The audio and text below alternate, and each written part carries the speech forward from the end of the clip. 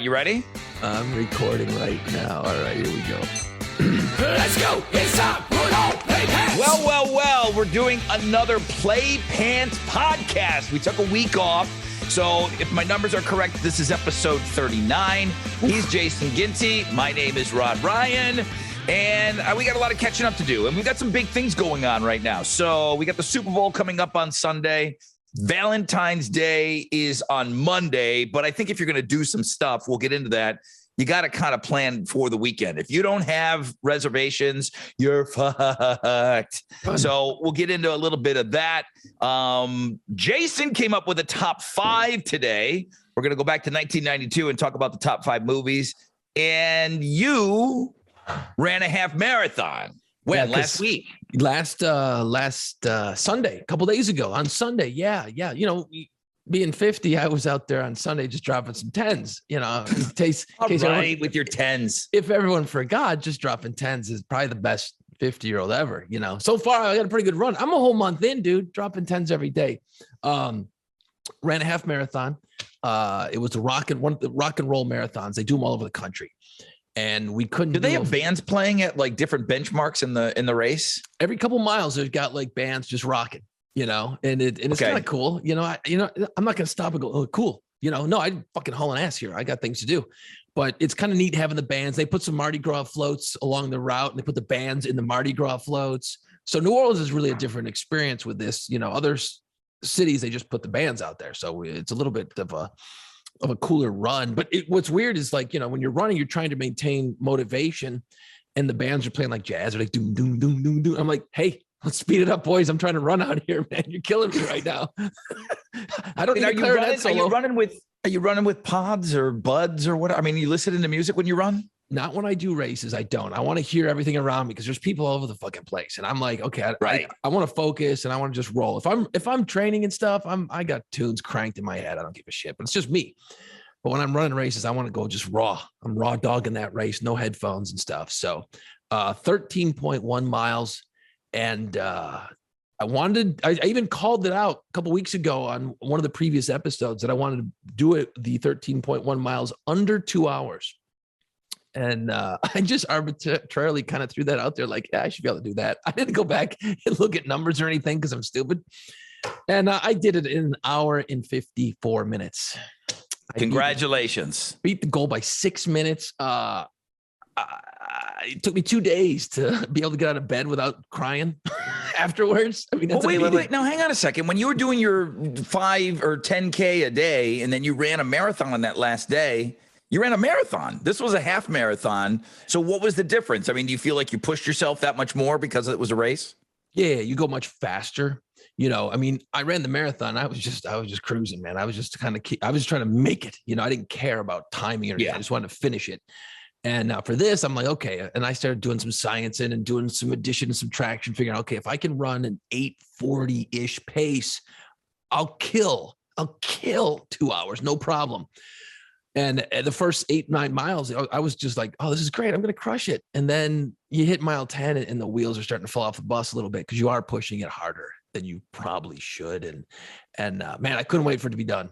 It's a long way to go. Does 1.54, 1 hour, 54 minutes? Mm-hmm. Does that get you hardware for old man category? Old man balls? Old balls?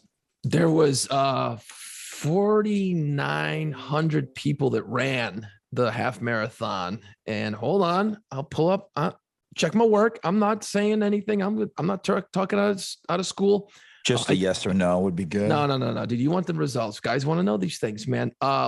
In my age group, 50 to 54, I was 48th out of 236. Okay. Not bad. Out of 4,686 runners, I was 834th. Riveting. Not really at all, but you know, considering that there was no marathon option for this race, right? It just half was the big one. Yeah, because if there was a marathon, I would have signed up for sure to try it. But I'm glad I didn't because I wasn't quite tuned up in the right shape. Because after I did my 10K a day in November, I started, you know, it was the holidays and shit. I sort of kind of didn't train as hard as I should have. So I think next time I'll be able to kill it better. So the race is on Sunday. You get done there's a little post race. Everybody's sitting around. Ha ha ha. Isn't running fun? There's one of those, little runner weirdo. Everybody's eating a banana afterwards and whatnot. Yeah. Then you go home. You're home by, I'm thinking you're home by 1 o'clock. Oh, it was like 11:30 or 12. Something okay. Like that. Yeah. So what's the rest of the day after you run a half marathon? Not a whole lot. You sit around, you try and keep walking, little light stretching because your legs are just starting to tighten up. Yeah. Terribly. And you sit down and you try to get back up and everything is locked. So are you kind of good for shit that whole day though? The rest of the day? Oh no, you don't plan shit, man. I didn't do a damn thing. I watched a lot of movies. Okay. Hung out, chilled. I mean, it's kind of the right thing to do. And it's one of those things that when you do something like that, you have to put in the effort up front or you won't be able to do it at this age. You can be 22 and go run a half marathon and be like, okay, cool. That was awesome. But at 50, dude, you know how it is, man. That shit, that you need to work on it. And what is really cool is it's such a great experience because every person is running it for their own reasons. I had a goal of under 2 hours. What's really neat and what was really more impressive to me was my wife set a goal 2 years ago. We both started kind of running at the same time. And she said, I'm going to run a half marathon. So she wanted to run one last year. It didn't happen because of COVID. So she's been training the last year to run this 13.1. And it's been eating at her. She's been like, I got to practice. I got to run. So it's been like a huge deal. I was more excited about watching her cross the finish line. Yeah. Then I didn't give a shit about me. I was like, yeah, okay. I ran it. It was great. I'm dying. But watching her and the smile on her face and just the holy shit, I did it, that was the cool part, but if anyone's ever done a race or anything like that, where there's a little bit of an endurance situation, everyone's doing it for their own reasons. And doesn't matter if you come in first or last, you did it. And it's cool, man. It's quite the experience. And then marathon, here I come. I come. We're going farther, dude. In fact, there's a guy, Billy, who keeps chirping at me to come run in the Houston Marathon next year. So I'm looking at it. It sells out. I mean, it's huge. You'll get me in, right? You know Peeps? I don't know that I know Peeps at Chevron. No, I know nobody over there. Let's go. Come on now. Now, thing is, dude, I'll be 51. Then I figure I'm just going to run this dropping tens when I'm 50. 51, I'm just going to let it all fall apart. I'm only hitting 50. I'm doing 50 because it's a nice round number. You know what I mean? Here's what I kind of felt a little weird about when I was doing my runs, because I was just doing 5Ks. And it's like, okay, it's just 5Ks. I know there's a lot of people that can't do 5Ks. But the whole medal thing for a 5K, it seemed a little much. It didn't used to be that way. I ran races years ago, and there was no, there was a brownie and some orange juice at the end of the race, and that's what you got. Now you have to get something, because it's like it didn't happen if you don't have medals hanging on the wall. The 5K medals are a little much. Yeah, I mean, it was cool that I got them. I just didn't want to display 5Ks. Half a marathon, that's something that I would hang up. Is the medal significantly better than these other races? It is. It's like I could have probably brought it to the podcast, but didn't think about it. It's a Mardi Gras mask, but it's made of like heavy metal. Like it's heavy as shit. Like you don't want to wear it because it'll beat the hell out of your chest. So that one's cool. And in half a marathon, that's a big milestone. It is. It's huge. I mean, that's a medal that's worth displaying. I mean, me and my 5Ks. I mean, it's like I said, it's cool. It's awesome. You get that. It's part of your race, and if that motivates people, then that's great. But I felt a little silly. Everybody was getting a trophy for finishing. Yeah, I mean, you usually get a T-shirt. They'll give you. I'm cool with the T-shirt because then I'll use that. I'll chop the sleeves off it and stuff and use it to run. But gun show. The medal thing is a little bit weird, and even I came in first one race because I was between 50 and 59. Well, at first I was like, well, that's stupid. I'm like, what did we every participation medal? But then I realized, no, man, actually, you know what? You're only going to be able to run against, I'm not going to beat a 25-year-old. This is just not fair. This is the way the world works. So at first I was like, I bet you probably did beat many 25-year-olds, but you didn't beat the fastest or the fifth fastest 25-year-old, but I'm sure you beat a ton of 25-year-olds. Every time I pass somebody in my head, I'm like, fuck you. I beat you, bitch. I'm 50. Like that Saturday Night Live skit. I'm 50 and I blow by. I'm 50. 50. I'm 50, bro. Yeah, it's a cool thing. And, it's just one of those things that I never thought I'd do. I never, ever thought I'd run a half marathon, a legit one for a race. So it was a great experience. It was freezing out. It was like 39 degrees at the start of the race. So that made it a bit of a challenge. So, but who gives a shit, man? I did it. Done. Another 10 dropped. Do you stay cold the whole race? Pretty much. Yeah. I mean, you're cold, running. Yeah. So it's not like, hey, you warm up, you're running and you don't notice the cold anymore. It was cold the whole time. You feel it, but then you actually do start sweating. I had gloves on because your hands get cold, So yeah. Dude, like New Orleans is famous for its shitty roads and the potholes. So they went out and for like the first mile of the race, they like took orange spray paint and sprayed around all the potholes. So you go, oh shit, orange. I better not step in that. Right. Well, there's 13 miles. They're not doing the whole damn route. So after the first mile, any shitty roads, it just were like, hey, screw you. You're on your own. Some dude's behind me and he's running. He's like right behind me. And I hear him huffing and puffing and he's like laughing and talking to himself. And he's like, and then all of a sudden I hear, oh, fuck. Dude fucking twisted his ankle and fucking wiped out in pothole. You think I turned around and helped him? No. Racing, dude. I got shit to do. Not happening. Dude, I wanted to ask you, you posted a bunch of pictures. Monster trucks, right? Oh, yeah, Monster Jam. Dude, we had 3 Monster Jams here in Houston. So, and I don't want to go too crazy because we talked a lot of wrestling on the last one, so I don't want to be doing monster trucks too much on this one. We're really going down a weird road here, but I don't think people realize, and I don't know when the last time it was you did it, but you actually fucking drove your truck a couple of years ago, right? I did. I drove it a bunch of races. Yeah. Okay. For a couple of years, I was doing the driving of our truck, which is, I had no business being behind the wheel of the Monster Jam truck. That's what the amount of, you would think that there would be a ton of training and stuff, and there really wasn't. Oh my God. I mean, the Monster Jam people, it's safe. I tell everybody the reason that you can do all that crazy shit in that Monster Jam truck, and you see, even if you've only just seen the commercials and they're bouncing around and they're tipping over and everything, you are in that thing, you're safe. Right. I mean, you can't move your head. You've got this Hans thing on. You're in the seat. The seat is molded to your body. But it's scary. I mean, it's really, really scary. So the last time I drove was probably, I don't know, 5-6 years ago. And, wow. and I rolled the truck. So I did 2 things. So like you talked about having goals, I won a race. I beat a Monster Jam truck, a professional Monster Jam truck driver. And imagine the kind of shit he had to take from everybody because he lost to the dumb radio guy. Jesus. He's a pro driver. And one of the races, he lost to me. If you don't think that, he ain't shit. Don't think for a second that I don't have that picture blown up, huge upstairs of my Monster Jam truck, and he's up top, but I got him by half a truck length. I beat his ass.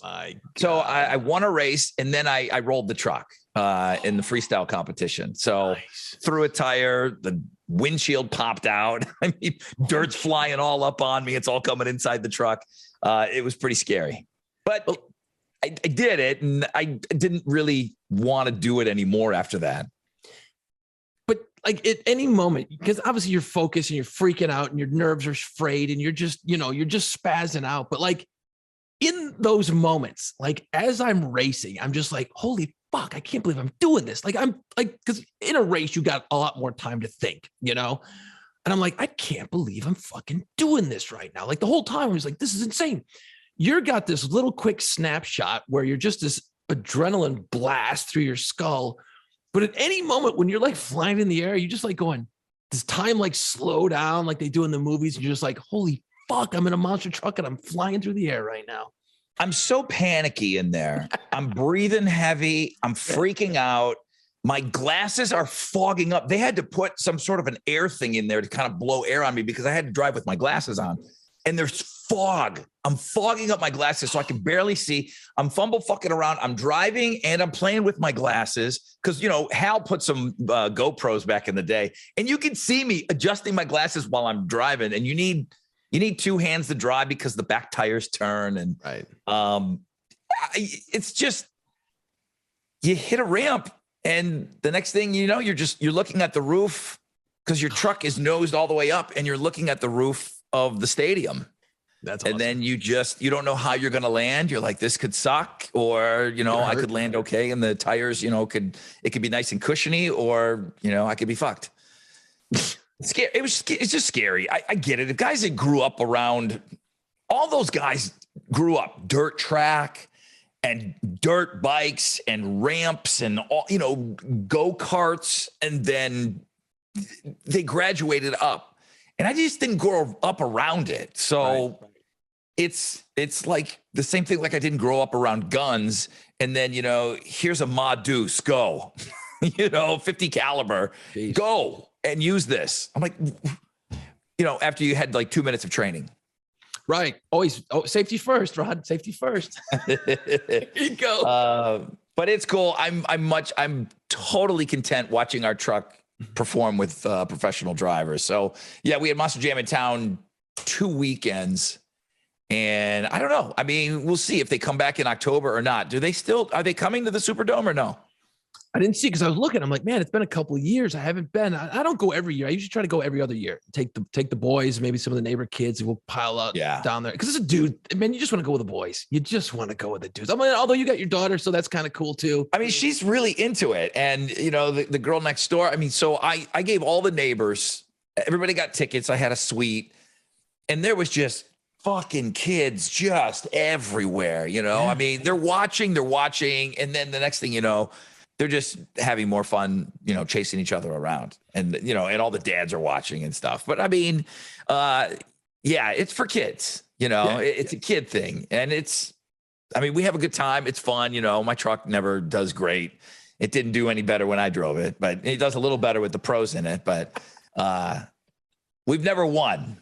It's that damn Gravedigger. But the thing, I'll say this, and I'll wind up with this, because you mentioned we talked about wrestling on our last podcast. The Monster Jam, it's not fake. They don't have to let Gravedigger win or Maximum Destruction. Like there's the company trucks, and then there's independent trucks. And the company trucks, everybody knows, you're never going to go to a Monster Jam anywhere in the world and Gravedigger's not there. They've got multiple drivers. They've got about 6 trucks. But you don't have to let him win. It's not fake. Oh, cool. It's not, wrestling is whatever.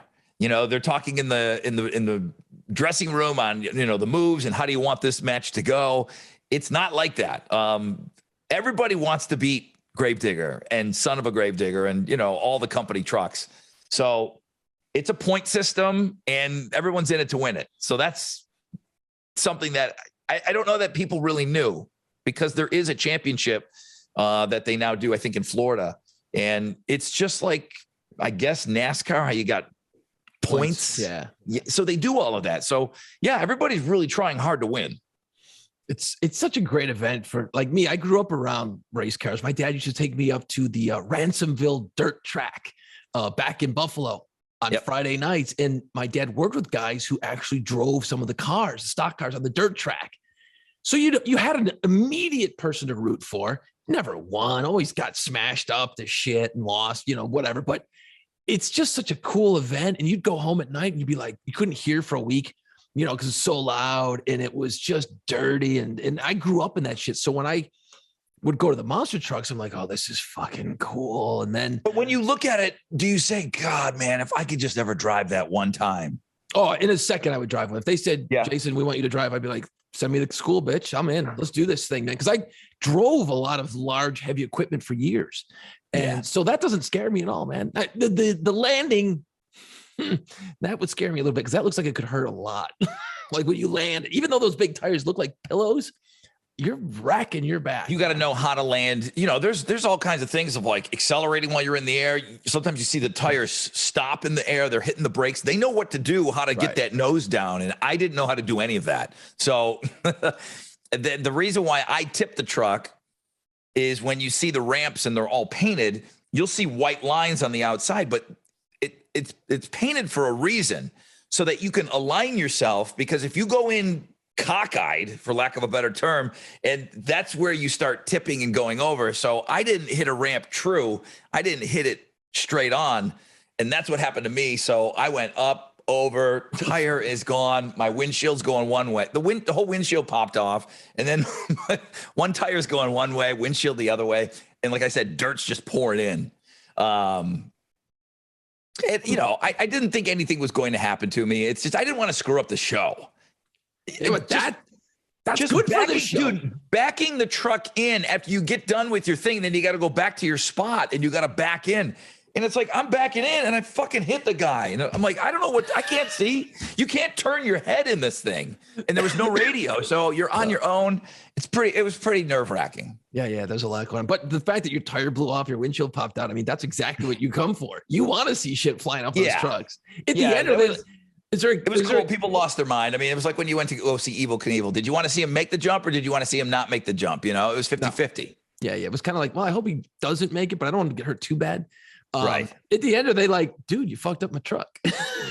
No, they were with it. No, they were totally cool. They were like, drive it like you stole it. And I'll say this: the best Monster Jam truck driver in the world is Tom Meents. He's awesome. Tom drives Maximum Destruction. Okay, and the Anderson family is royalty. Dennis Anderson, he's the one that started it with Gravedigger, and then his sons are all killer. The daughter is a good driver. They're great. Tom Meents is the greatest driver of all time, and he's a big dude, lanky dude, and he's getting a little bit older. He's got a southern drawl to him, and I'm walking in the hallway afterwards, and I feel like this huge mitt come on my shoulder, and he's a big dude. And he puts his hand on my shoulder and he said, "You did good, kid. Way to give him a show." Nice. I'm like, fucking Tom Meents just said I did good. Holy shit. I mean, he's the GOAT. To me, He's the GOAT. And I think if you talk to most people, he's the greatest driver ever. Damn. So if he tells you did good, then you feel pretty good about it. That's cool, man. That's freaking badass. It's just one of those things. It's just, I had to ask you about the driving because I know you've told me. You're like, I drove it. I'm like, you did what? Yeah. it sounds insane. Because when you're a kid like me, you're like, because every dude is sitting around watching that, going, I could drive that. I could do that. Everyone does it. Only radio guy in America that's ever cut a deal like that with Monster Jam. Some guys. I think Bubba the Love Sponge had a truck, and he kind of just came out and maybe just did a lap. Just did a circle. There's a couple of other guys, but yeah, nobody's driven before. So that's what I started out doing. I drove the truck out there like to the 50-yard line, and then I got out and everybody went crazy. Oh my God, Rod just drove but I mean, putt. Right. And then it graduated to doing a lap. And then they're like, well, you want to race and do freestyle? I said, yeah, I guess.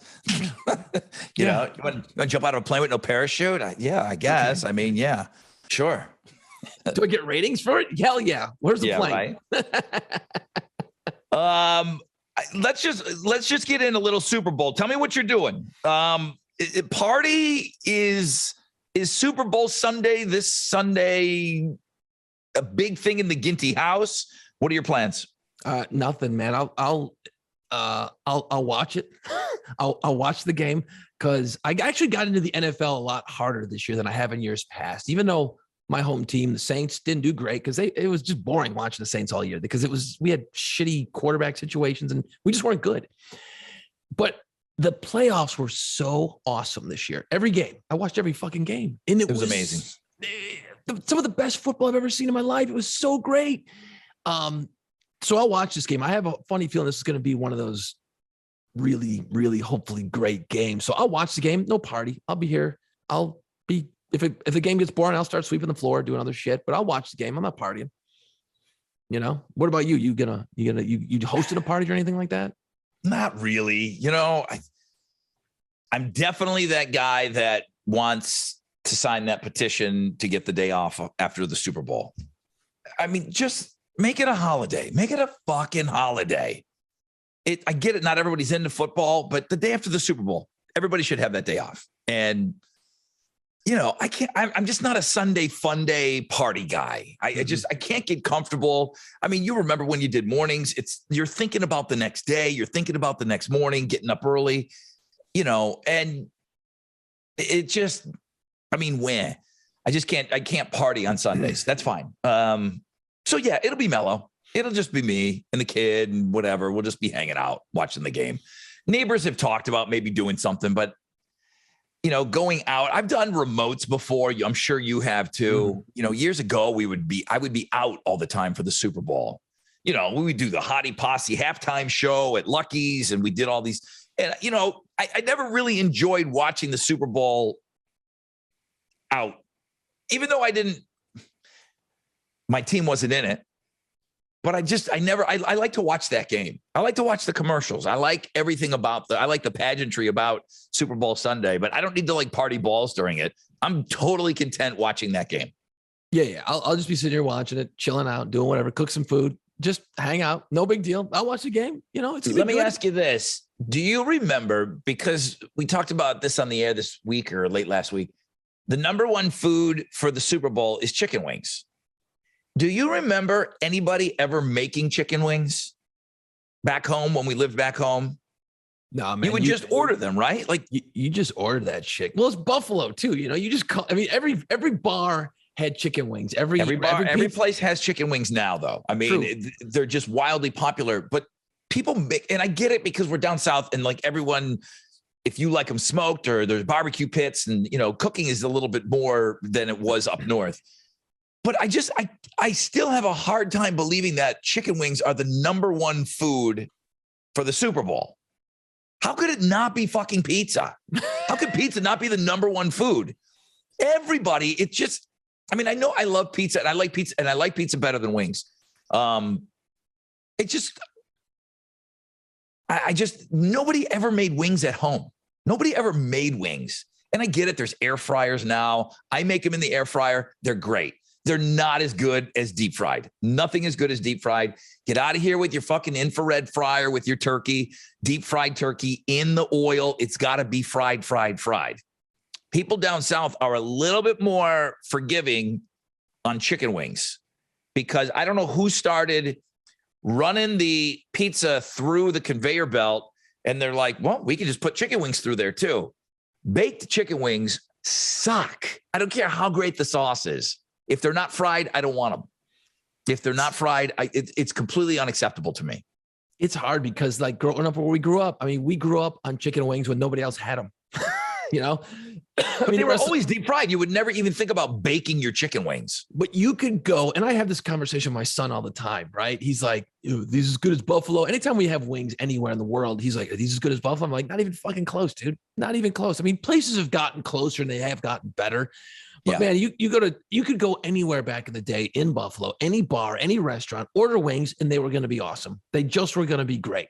It's like people ask me in New Orleans all the time, who's got the best gumbo? Who's got the best gumbo? I'm like, everybody, because it's all different, but it's still great. Yeah. Buffalo chicken wings were great everywhere you went. And he's always like, are these as good as Buffalo? And I go, no. So I took him to Buffalo a couple of years ago, and he's like, whoa, you're right. These are really good. and you just can't replicate that for some reason anywhere else. You went to Anchor Bar downtown. Took him to other places as well. What's the place right there on the river? Buffalo Works. What's it called? Buffalo River Works. They had wings there. And I'm like, well, let's get some here. And he's like, holy crap, these are great too. Holy cow, you're right. Everywhere's great. I'm like, yeah, it's Buffalo. That's what we do here, Yeah. But I'm surprised because as a kid, nobody made them, right? Just not back clear in the that day. up for me. Nobody made wings at their home. Yeah, well, my mom occasionally would do it. Not all the time. It was a couple times a year. She would go out, buy the chicken, you cut it all up, and she would make them. And they were great. They were freaking great, just as good as they would be in a rest.She would fry them? Fry them in the oil. Okay. Sauce, the butter and the hot sauce, and call it a day. And it was like, whoa, this is great. I'm surprised the pizza isn't more because it was always, you didn't order just wings back then. You ordered a pizza and throw in 20 wings, 50 wings, couple larges, it was just what you did. But pizza was the anchor of that order, correct? Every time you didn't just order wings. It was, you ordered a pizza, but every pizza place had wings. You would get some wings on the side, right? Because it'd be like, hey, I'm getting a pizza. What do you want on it? Just pepperoni. Okay. You want some wings with that? Yeah. Hot or mild? Mild. Okay. That's it. That was the phone call. Okay. Yeah. It was. I thought I was losing my mind because they're so used, the people on the show, they're so used to getting wings delivered, and that's the meal. that's what you eat. You're eating chicken wings. And some survey something, chicken wings was the number one food for Super Bowl parties this year. Like, wow. Okay. I mean, I get it. Wings are great. Awesome. I love them. But I want some pizza with them. I can't just sit around pounding down wings. I want a little pizza. I want a couple slices with that shit. Yeah, I think that's not the way people think anymore. I think wings are, that's it. Wings. The sides are the celery sticks. Fuck celery, dude. I'm eating the wings, man. All I have in a year. But yeah, damn, I'm starving now. Why do we got to talk about this shit? I know. Yeah, I don't like. I cook wings here. Like when the Bills were playing, like later in the season and shit was starting to get good, I would cook wings for the family. And everyone's like, oh my God, these are so great. I'm like, yeah, oil, wings, get them crispy. Bam, done. It's not hard. It's the air fryer is good. It's just not great. It's just not great. I've tried the air fryer with so many different things and it just comes out weird. I can't get it to work or else I've tried every trick. I mean, you can put a little baking powder on them and that'll help add a little crispiness to them. I mean, I've tried everything. I've tried every trick in the book to try to get them right. And they're just really good. They're just not and nothing is going to be better than deep fried ever. Anything. Nope. Absolutely not, man. Absolutely not. Now what's weird for a lot of guys is Valentine's Day is the next day. How many guys are going to fuck this up? Because Valentine's Day, two things on this. Valentine's Day on a Monday. All right, boom, strike one. Strike two, it's the day after the Super Bowl. So if you're going to do something, Valentine's Day, you got to do it this weekend. You got to do it on Saturday. Everyone's going to be scrambling Saturday. There's no way here in Houston you're getting I even think, post or pre, it's still not even the endemic. It's still a pandemic. I don't think you're getting a reservation anywhere on Saturday. So we started on Monday and I said, all right, knuckleheads, you're already kind of late, but start getting those reservations in. You're not going out. You're not taking your girl out to eat on Monday after the Super Bowl, which most people have probably a little bit of a hangover. So Saturday is going to be the night that everyone's going to be out. Although I do like the idea because here we're recording this on a Wednesday night. This airs on Thursday. You think I even considered calling a restaurant for Saturday yet? I haven't. I'm that guy. So now this might be the end around for dudes like me, though. They could be like, okay, well, wait a minute. I fucked up Saturday already. It's too late. Saturday's dead. I can't do anything about Saturday. I might be able to get me in on a Monday night somewhere. You probably can get something on a Monday. See, so I can salvage this. I still got time to salvage this Monday night. Who wants to go out to eat on Monday? Dude, it's Valentine's Day. It's dumb. I can win though. I don't have to lose the situation. See what I'm doing? I'm salvaging. But yeah, by Monday night, man, you got to get up the next day. So you're not doing anything. I don't know. At this point, I've never liked Valentine's Day. Because it's like a one-way street for a dude. It's like, it's all about the dude has to do this for the chick. And it's like, why do I have to do this? It got a little bit more tolerable with the creation of Steak and BJ Day. So if you were going to do something and if you don't do shit for your chick for Valentine's Day, don't even bring up Steak and BJ Day a month later. If you want to go all out, boom, then you've got a good argument. Hey, we had a great Valentine's Day, didn't we? Well, let's go. Steak and BJ Day is coming up this weekend. It's just every time I hear it's all the massages, the jewelry, and the chocolates. And it's like if I come home with any one of those three things, my wife's gonna fucking shove me down the stairs. And be like, seriously, what are you doing? You're a dumbass. You know what I mean? Like she doesn't want that shit. She just doesn't want that shit. What does she want? Something out of popsicle sticks? I don't know, but if you know, let me know quick because I got to figure it out. I never know what to do. I have to get crafty. I hate this holiday, dude. It's so dumb. And then explain to me this, and I don't even want to give it a fucking second of time because it's so stupid, but I'm sure you've had a conversation at this point on the air. What's this thing, Galentine's Day? Is that like where chicks hang out because they don't have dudes? Galentine's Day? Because I think that's dumb. Had to be some kind of a, something on Sex in the City or something like that. So then everybody kind of jumped on that. The Valentine's Day is really getting watered down. It already was dumb. I agree with you. It already was silly. Okay. All right. Boo-hoo. Rod shitting on. He's not romantic. The holiday was already silly. It really was. Now it's getting to, okay, now you got Galentine's Day. We don't want to put any extra pressure. We want to make sure that single people feel included because everything's inclusive now. And now you got a bunch of fucking dudes and chicks and they're 23 and they're all going out together and that's their Valentine's Day. No. So it's going to go away. I hope the thing just kind of fizzles out, to be honest with you, just to make everybody inclusive. You don't want somebody feeling down because they don't have somebody to spend Valentine's Day with. You don't want to gloat because there's someone out there that's going to see your post and they're not going to be happy. Come on. It's just dumb. I mean, the way I look at it is, and this is going to sound a little bit silly, but maybe treat your chick kind of good the rest of the year, not just on Valentine's Day. You don't have to worry about Valentine's Day. You know what I'm saying? I mean, I'm just throwing out some advice there, dude.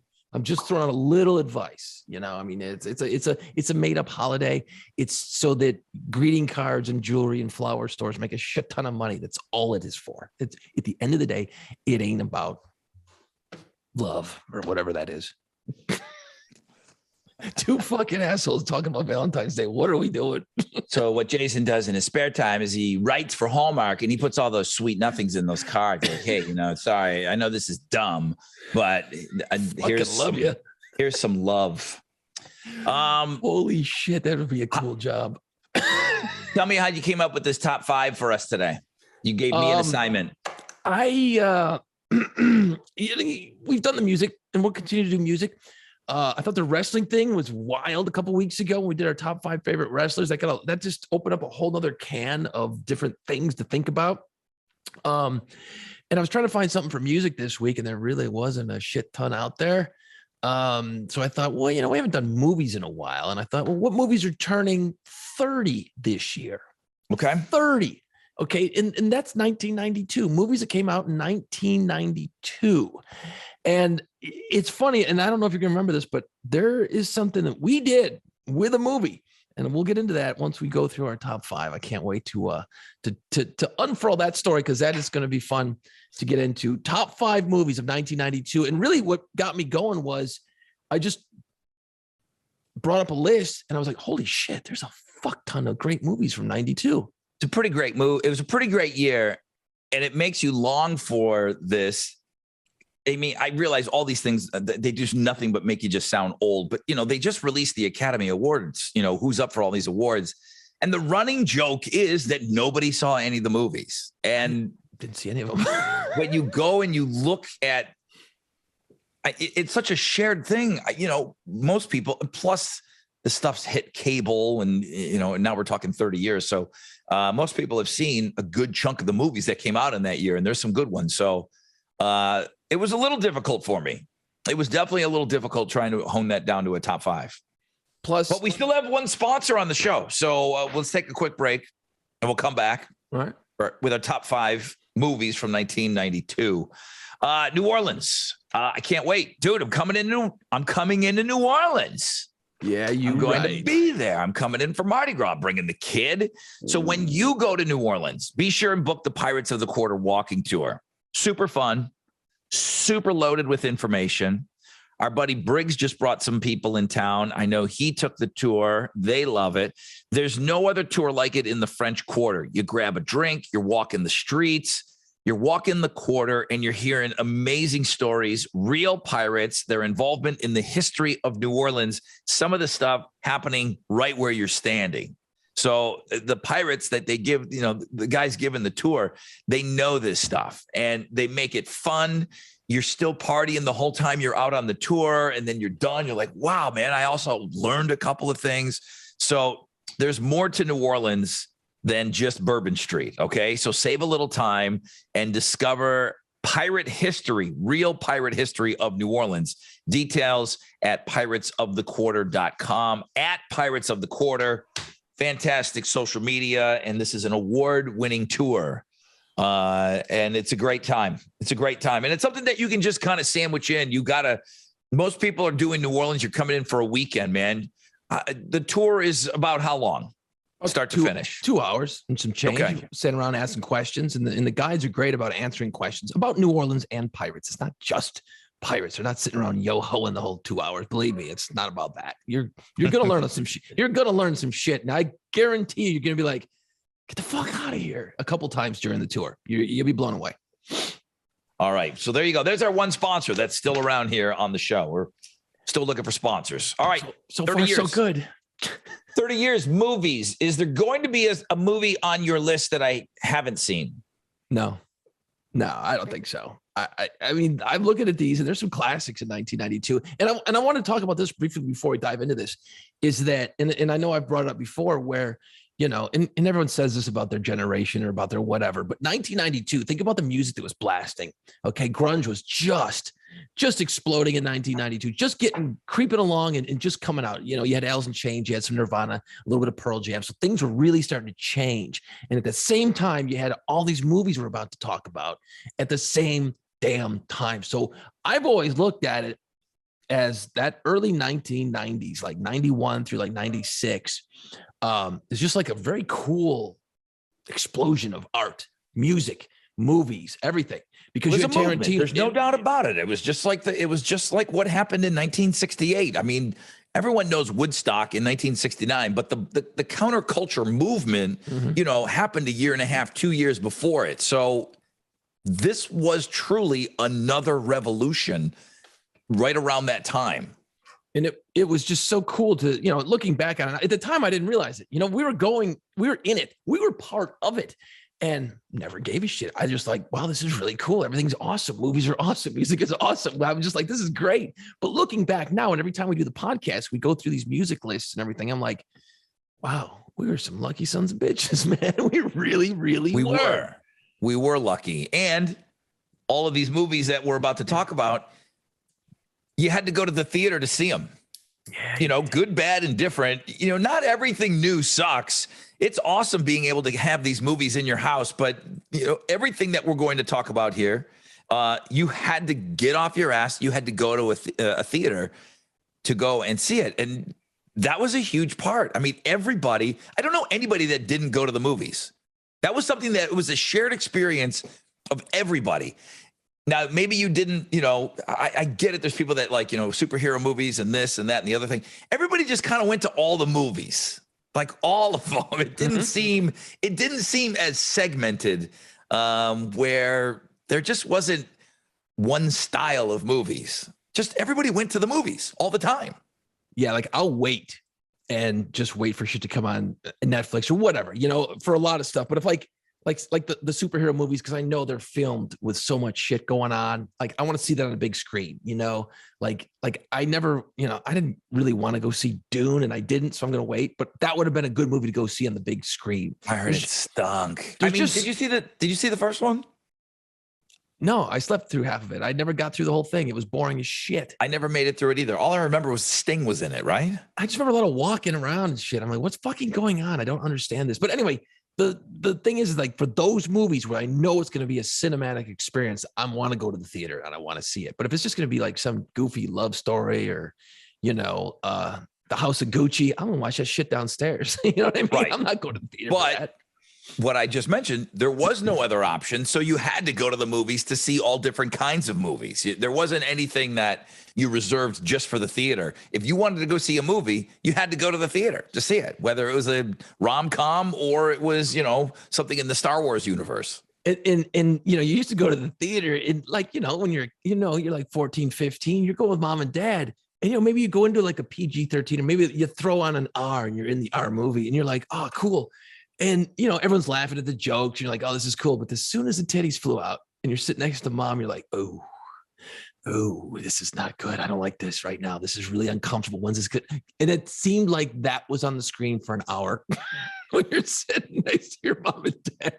I'm like, no, please don't do this. This is awful. This is awful.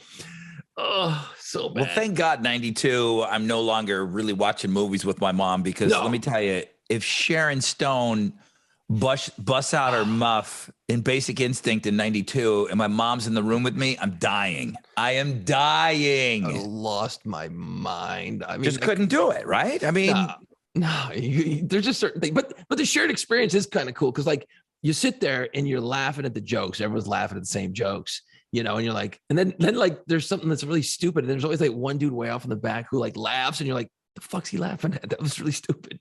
Like the shared experience is cool. What I don't like is the gummy floors and just people. I don't like people anymore. So I'm kind of cool with not going to the theater anymore. A lot of great movies in 1992, Rod. You want to go first? You want me to go first? I'll go. All right. Look at this. Here we go. 5. It was tough to get to 5. 5. Let me just make sure. Because what I do is I make a list and then I start highlighting movies and then I start whittling them down. There's some great stuff in here. There's some great stuff in here that became great afterwards. Right. On cable. Right. Number 5. Army of Darkness. Army of Darkness. All right. Refresh my memory on that one. Army of Darkness. It's the third. There was the Evil Dead. There was the Evil Dead 2. And then it was Army of Darkness. And it's Bruce Campbell. Bruce right. Campbell is... It was so... I don't like horror movies. So I didn't think that I would be in business with this franchise, anything called the Evil Dead. This movie is so funny. It's nothing but one-liner after one-liner after one-liner. It's not scary at all. I guess maybe a little bit, but like Sam Raimi made the movie, and then I think he went on to I think he did like Spider-Man with Tobey Maguire. Right. And he put Bruce Campbell in it. It's just such an unbelievable classic. And it really took off afterwards when the blockbusters of the world took over. And you could never, ever get Army of Darkness. You just could never, ever get it. I'm trying to think. I don't know the term for if there was like monsters. Did you ever see those old Sinbad movies? When he's fighting, and then all of a sudden it's like claymation that he's fighting, and it looks terrible. Yeah. Some of the special effects were really good, and some of the special effects were really cheesy. But the lines, everything, it's the most quotable movie of 1992. If you saw it, and if you had a group of friends that was into it, that's all you did was just quote it. You know, give me some sugar, baby. I mean, I can sit here, I can give you every quote from the movie. All right. Awesome. I'll have to look that one up. In at number 5. I missed it. In at number 4. I don't know that I loved it when it came out, but I grew to love it. I put The Unforgiven in at number 4, and it's Clint Eastwood. I don't think I appreciated it at the time. Going back, fuck, that movie's good. It's so awesome. God damn, that guy's been old forever. Like, he's just been old our whole lives. Not really, because I kind of remember him from Any Which Way But Loose. Yeah. Which monkey I don't know. Was he in his 40s then? I don't know. He's like, he was born like Benjamin Button and never got younger. He just stayed old. I feel like the guy's just always been old. It's the same thing. It's just, yeah, he's just been old. That is a good movie, though. He's old. He's grisly. It's a Western. It's one of the great Westerns of all time, which it's weird because, you know, our generation, we don't have a whole lot, but we've got a couple that are really good. Number 4 is The Unforgiven, Clint Eastwood. And I think he directed that too. So that's when you kind of started to realize, okay, I mean, he was doing Bronco Billy and he was doing some shit before that, but this is, I think he got recognized as being, okay, wait a minute. I think Clint really knows what he's doing. I can't believe Bronco Billy didn't win any Academy Awards. I think Bronco Unforgiven won a Billy.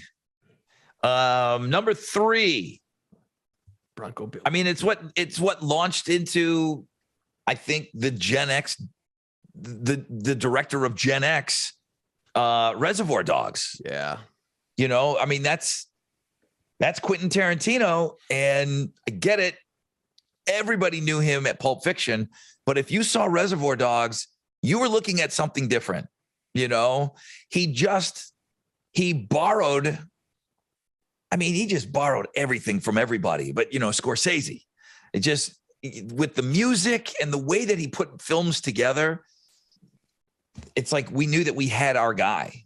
Like this was going to be our guy. And obviously it really solidified when Pulp Fiction came out. It was just so huge. A lot of people went back to go watch Reservoir Dogs after they saw Pulp Fiction. They still didn't really know this. This didn't put Quentin Tarantino on the map. But for some reason I had a buddy that was into it, and like, he kind of pushed us to get into it and watch it. And yeah, it's just different filmmaking that we're used to seeing now. It's not a big deal. It looked so different when you were watching it. It was different than, it was like a play. Yeah. Oh, absolutely. It's like a stage screen, a stage act. He changed it all. Think about making that movie, everything else was kind of like a movie. And this was so weird and so different, out of order a little bit. And it was just had this violent, really bloody. Well, yeah. I mean, you can't sawing the guy's ear off, and then but with the steel wheels back, stuck in the middle with you, and he's dancing, and it's funny. I'm not scary, gore, weird, bloody guy, but I let Quentin Tarantino get away with all of that because I like his style of filmmaking. I don't know that I even ever recognized somebody's style of filmmaking before I watched Reservoir Dogs. It probably changed the way I looked at movies for the rest of my life, because I was just how many dopey years old I'd been on the planet in 1992. I just watched movies hoping there was going to be some titties in it. And then you watched Reservoir Dogs and you started looking at it like a piece of art. And the writing. I mean, the way those dudes talked. The dialogue. They had this great rap through the whole thing, and they all had a certain feel to them. And it just, that's okay. That's on my list. I'm not going to tease it anymore. That's on my list. It's a nice job on that. Singles. Yeah. In at number 2 for 1992. Oof. You had talked about grunge was fresh, brand new, and Cameron Crowe again showing that he is fucking ahead of the curve. Another unbelievable filmmaker to get that movie out while grunge is just popping. We didn't really know Chris Cornell, and we didn't really know Eddie Vedder and Pearl Jam, and he had Alice in Chains in the movie. Nirvana turned him down. They wanted nothing to do with it. His timing, how did he know? It's like he had to be working on that movie before all this shit hit. He knew Cameron Crowe, again, it has to go down as like a genius filmmaker. The timing of the movie is unbelievable. He was living there. He knew the scene. He was part of the scene. And, he just wanted to make a movie about the Seattle scene. Had grunge not blown up, that would have been this little dinky ass indie movie. Yes. Wouldn't cost that much to make. I don't think it cost him a ton of money to make that movie. If you think about it, there's not a whole lot of actors in there that you knew until Pearl Jam and, all these things blew up. Yeah, I think he got lucky on that, man, because that movie had to be made way before, because it takes time to get a movie, edit it, put it out. Is it a great movie, Jason? Is it a great movie? Or is it just awesome because it's a slice of a time? At the time it came out, I remember watching it going, fuck, man, it's like hanging out in Buffalo, except for the bands were just a little bit better in Seattle by a mile. You know what I mean? Right. Like, we were going to the clubs. We were going out and listening to loud fucking music every night and seeing the bands. And we knew all the bands. I'm like, I'm watching basically what I do. It's great.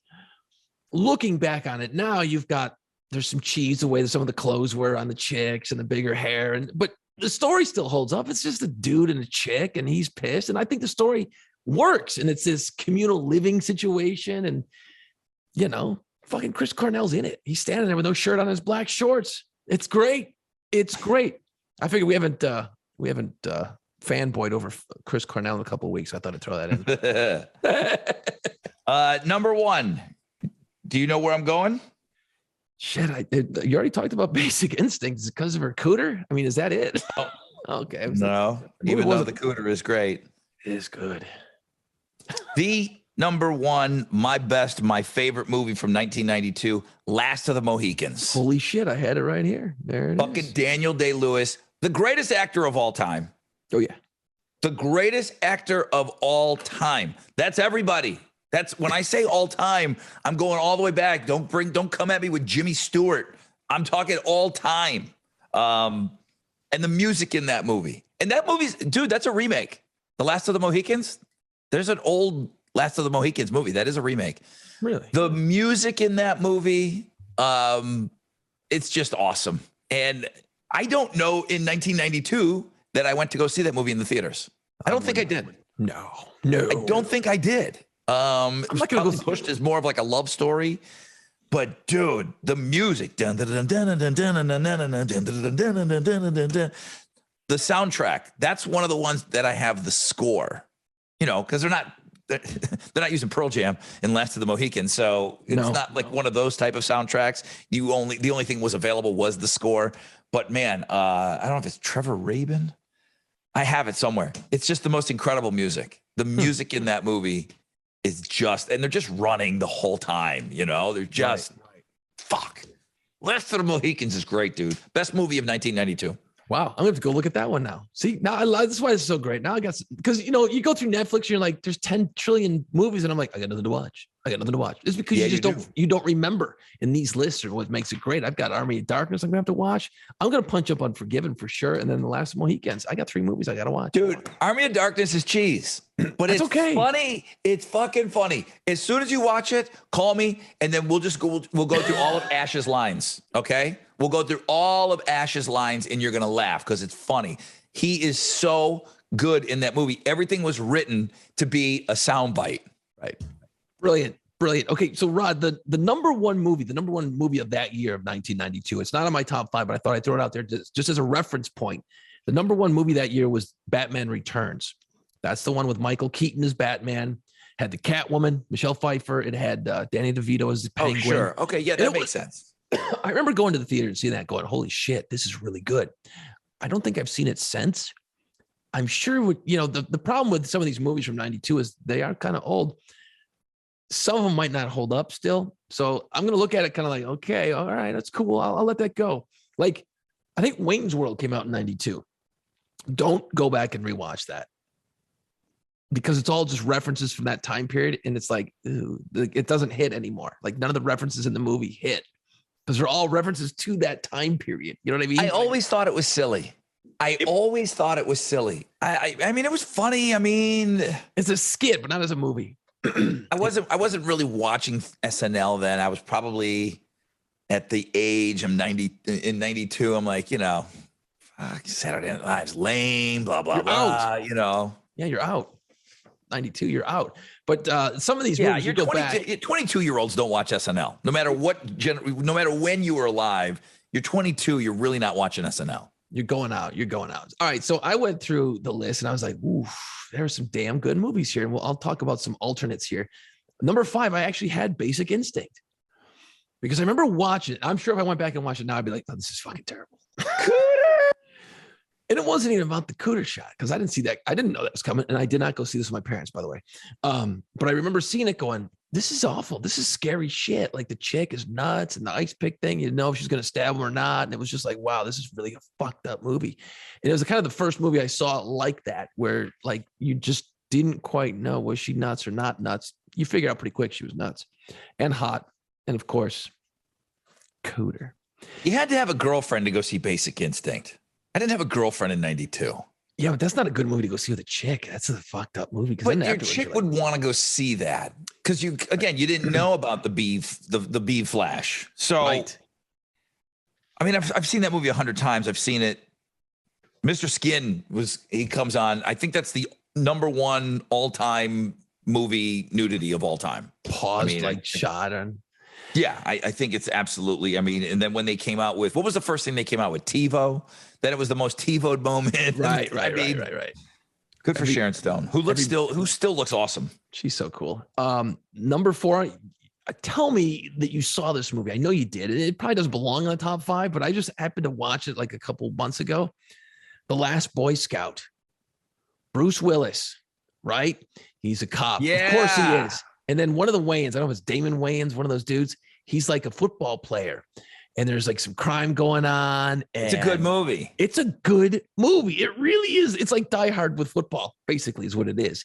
And It's funny. There's funny lines. He's got the daughter who's a pain in the ass. He's got that. Somehow they're like working together. It kind of reminds me a little of 48 Hours, how Eddie Murphy had to work with Nick Nolte. So they're working together, but they're arguing. So you got good cop, bad cop. So I remember the movie because somebody, and I think it's Damon Wayans, is going to the bathroom, and Bruce Willis says, "Where are you going?" Because he doesn't want him out of his sight for some reason. He goes, I'm going to the bathroom. You want to come with me? The doctor told me not to do any heavy lifting. Right. That's from that fucking movie. There's some funny lines in it, but it's a serious movie. Like, it's like, whoa, this is heavy, man. Last Boy Scout at number 4. Love that movie. That's a good buddy cop movie. That's a really good one. Yeah, it is. It's good. This one, I haven't seen in a while, but it's long as shit. JFK came out in 1992. Oliver Stone, JFK. Ooh, I didn't know that came out in 92. Love the movie. It's long. And I gotta be honest, I haven't seen it in quite a few years. I kind of want to go back and watch it now, especially with the New Orleans connection and me knowing so much more about New Orleans today, to go back and watch that. I watched it about 5 years ago. And I don't remember why. Because you're right, it's long. And so my kid's gonna be 4. It was definitely before my kid was born. Right. You're right. That just came up. I was just talking about this with my neighbor, and we said that, the whole JFK assassination, all the planning, everything is about New Orleans. Yeah. And then they go over to Dallas to shoot him. But the story is all in New Orleans in the French Quarter. Yeah. Yeah. So I kind of want to go back and watch that again, just to see if there's, because anytime there's something filmed in New Orleans, I watch the movie and I miss what's happening in the movie because I'm looking for like landmarks in New Orleans. So it's like, I gotta go back and watch it again. But again, Oliver Stone, it's not a documentary, it's a movie. Right. It's what he thinks happened. Right. So people think they watch that movie like, well, didn't you see JFK? It happened this way. I'm like, it's a movie. It's a movie, man. It's not a documentary. It's a slanted thing. Right. And then, I'm not going to waste a whole lot of time because we've already talked about these next two. At number 2, I had Reservoir Dogs. Now, wait. 5 was Basic Instinct. The Last Boy Scout, JFK. Last Boy Scout 4, 3 is JFK, 2. Reservoir Dogs. Reservoir Dogs in it too. I had that in at 3. And then I put Singles at number 1 because it's just so awesome. It's just so great in the music. And again, I haven't probably seen it in 5 or 6 years. So I'm sure there's some dated shit in there that I'm gonna be like, ooh, maybe I should take that off the list now. But you're right. For Cameron Crowe to get lucky, you always get lucky. There's always a little luck involved. But to make a great movie, first of all, the movie's fine. You could hate the music and be like, okay, movie's still good. Story's neat. Dude, chick, love story, all good. But the music and stuff, and then especially seeing the bands that now, it's a nostalgia trip now. It really is, Yeah, it's badass. It's badass. Alice in Chains performs in the movie, if I remember. Soundtrack is great too. The soundtrack. The soundtrack, it's one of the great movie soundtracks. I don't know. Have we done a top 5 movie soundtracks? That would be in there. It would have to be. It would absolutely have to be in there. A couple other movies that came out that year. Blade Runner came out. A Few Good Men. Okay, Tom Cruise. I had A Few Good Men here. That's there. Wait a minute, Blade Runner came out in 92? It's on my list. It's older. Yeah, it might be older. Okay, I think Blade Runner's older than that. The Mighty Ducks came out, dude. The first Mighty Ducks came out. That movie was great. That movie was huge. Hockey and Emilio Estevez. That was a great movie. My Cousin Vinny. White Men Can't Jump. She won an Oscar for that. I know, hard to believe, right? Marissa Tomei won supporting actress for that. I never saw My Cousin Vinny. Never saw the movie. Hey, you're not missing a whole lot there, man. A League of Their Own. That's the chick baseball movie with Tom Hanks as the coach. Okay. It's a pretty good movie. Bram Stoker's Dracula. Keanu Reeves is in it. That came out in 92 and it's fucked up. Who's this guy? Gary Oldman plays Dracula. And he is creepy in that movie, man. But you got to go. And I get it. Like, everybody loves Keanu Reeves right now. I mean, there's nobody cooler on the planet than Keanu Reeves. But there was a time that role for him, it went down as one of the worst accents ever on film. It's terrible. It's terrible. Really is terrible because, he got one half of the Wild Stallions in this movie, and he's trying to throw on like an English accent. It doesn't work. But the movie's not bad. The movie's not bad. And I never really had a thing for Winona Ryder, but fuck, she's hot in that movie. Yeah. Like I never, ever had a thing for her. Yeah, that movie did it. That movie was like, and that's a great, like Halloween movie. And Gary Oldman, who plays Dracula, out of the park. Smack. I mean, just creepy and weird and interesting and cool. The whole movie, just bad. They parodied it on The Simpsons. Who's the old boss? The old guy in The Simpsons. Oh shit! Not Smithers. Well, but yeah. So the old boss guy. He was the Dracula, and he was floating. And when The Simpsons parody you got a pretty good movie. I wrote down School Ties. School Ties. I had that there. What refresh? Do you remember that? I'm sure I've seen it. The name sounds familiar, and I can't place it. School Ties is Brendan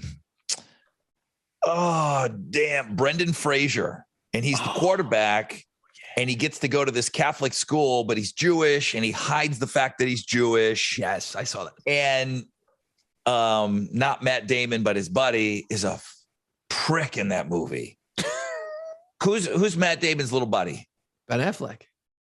Oh no. Okay. No, it is Matt Damon. Okay. It's not Ben Affleck. So it is actually Matt Damon. And he's so hateable in that movie because he's the one that kind of tells everybody that he's a Jew.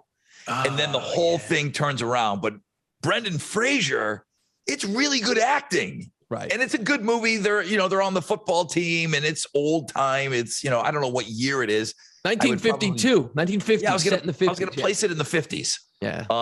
Because of some of the music that they use. School Ties is a really, really good movie. Huh. Damn it. I do remember seeing that. Yeah. Matt Damon, Ben Affleck, Cole Hauser's in it. Chris O'Donnell. Yeah. Cole Hauser is in it. Yes. Yeah. That's a damn good movie. Damn it. I'm going to be watching movies all weekend. I'm not watching the Super Bowl. It's a little like, it reminds me a little like Dead Poet Society, but more action. Right. Had that vibe. More action. But it's good, man. Brendan Fraser is kick-ass in that movie. He's a badass. He really is cool. So I wanted to bring this up because there's another movie that I know we both saw parts of it, and I don't remember any of it. There's this movie called, and I've never seen it since because I just know it's awful. It's only got like 4 stars out of 10 on IMDb. It's called The Lawnmower Man. The Lawnmower Man is a terrible fucking movie. It's about a guy who cuts grass, and that's all I know. The reason I bring it up, it's a horror movie, right? I don't know. I don't know. And here's the thing. I should know a lot about it, Rod, and you should too, because back in 1992, we were going to little college together. Yep. And for some reason, one of the guys at the college, they got the movie premiere for our little shit ass college radio station. Never happened before at this college. Ted, I think his name was, he went out and got movie premiere. We did the movie premiere for our radio station. We handed out passes all over campus. It was a Saturday night or something, and we had a movie premiere in one of the theaters near the college campus. And it was at the Riviera. It was in my hometown. That's what it was. So the campus where we went to community college was about 25 minutes outside of my hometown. So North Tonawanda, we had passes to give away to this old theater that's still there. I mean, this theater is old. It's beautiful. It's a beautiful building. Nobody respected it when we were young because we were dumb. But I remember going to the movie with you. Well, and that's the beauty of it, Rod, is we did this thing. The radio station was involved. We were excited. It's like, wow, no one at the radio station had ever done a promotion because it was college and he just didn't do that kind of shit. I remember Rob, who was the boss, he was like the advisor. He's like, okay, guys, look, I know it's a weekend, but please don't come to our movie fucked up. Don't go out and get drunk and then come to the movie premiere. Let's look like professionals. Let's act like we've been here. Let's do this right. And we're like, yeah, you got it, man. And I don't recall what you and I did beforehand, but we were fucking wasted. Well, we drank a 12-pack. We drank a 12-pack of Old Milwaukee, and then we smuggled beers into the theater. Yep, I remember that because I remember we had bottles too, or cans. No, they were bottles. They were bottles. We had them in our winter jackets, and then we fucking The movie was so bad and it was cold out. So, you're sitting with your jacket on and we're drunk as shit and you're drinking and then you're setting the beer bottles on the floor and the floor is concrete. And somebody, I don't know, it was probably me. I'll blame me, kicked one of the bottles and all you heard is the movie's going on. It's this quiet scene. All you hear is this bottle rolling down the thing. Clunk, clunk, clunk, clunk, ting, clunk, clunk, clunk, clunk, clunk, ting. Because we're sitting in the balcony. So it's not just a slope there. It's actually stairs. So the bottle is going cling, cling. Yeah, bottles, multiple bottles. I remember that night. Of course, I remember that night.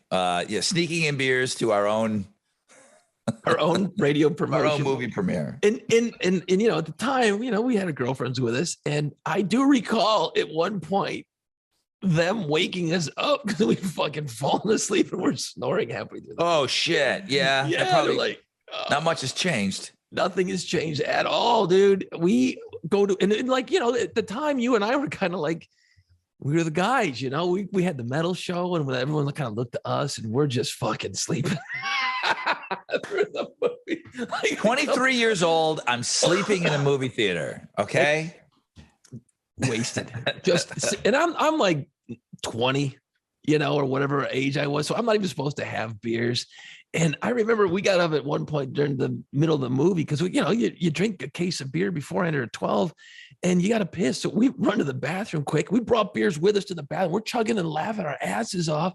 Some fucking dude, usher or somebody comes walking in and you grab the bottle out of my hand and you shove it in your coat and shit. I'm like, oh my God, dude. We shouldn't be in charge of anything. You realize that, right?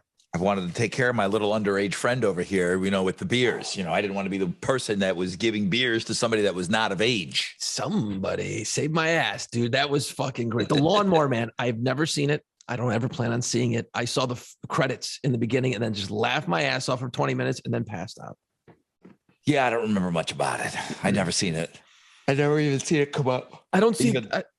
You're fucking falling asleep now, and we're just talking about this. Because you're talking about sleeping. You can't even. It's like when you talk about hunger, you talk about food, you get hungry. You can't say that I fell asleep in a movie theater. I'm like, oh damn, he just said sleep.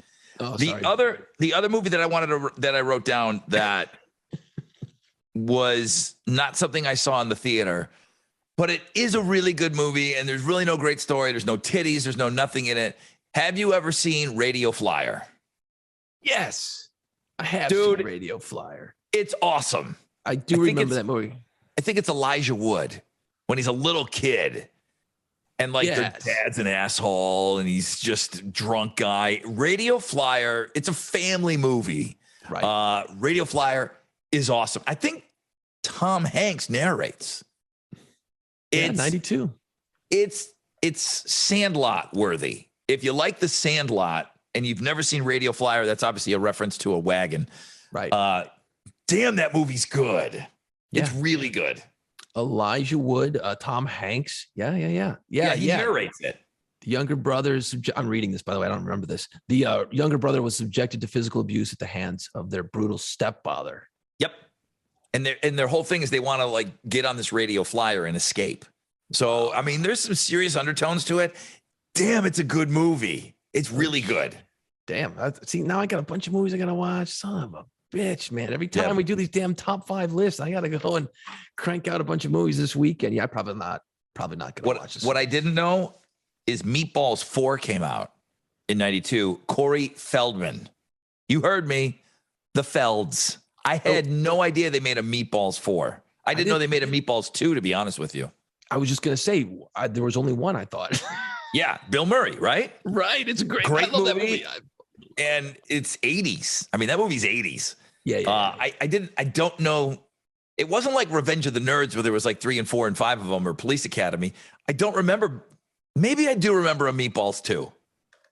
It wasn't Bill Murray, though. He never came back. There's a Meatballs 4 that came out. What's the point? I mean, really, seriously. Same story over and over again. Came out in 79, dude. Meatballs came out in 1979. Yeah. That and Stripes. Yeah. That and Stripes is what made me the Bill Murray fan that I am today. He was on a run right there, man. Not bad. I like the list, man. I got some movies to go watch. I'm going to have to definitely check out the Army of Darkness for sure. I want to watch that. I think you'll like that the most. Although, Last of the Mohicans. Come on. I have to watch that That too. you need home theater. If you got home theater and you got the speakers and the whole, you got to crank it up. You need the bass. You got to do that for Last of the Mohicans. The music is so unbelievable. See, I appreciate that kind of stuff now. I never appreciated that stuff years ago. I just watched the movie like a dope. Now I'm listening and I'm listening to the dialogue and I want to hear what words they use. And I really dive into movies now. I don't just watch them anymore. I really pick them apart in a lot of different ways. But I think that comes with age. You know, you get old and you just got nothing else going on. Might as well watch the fuck out of the movie, you know? Yeah, you're like watching movies now like there's going to be a fucking test afterwards. Yeah, I kind of do. It's really, really weird, man. It's very strange.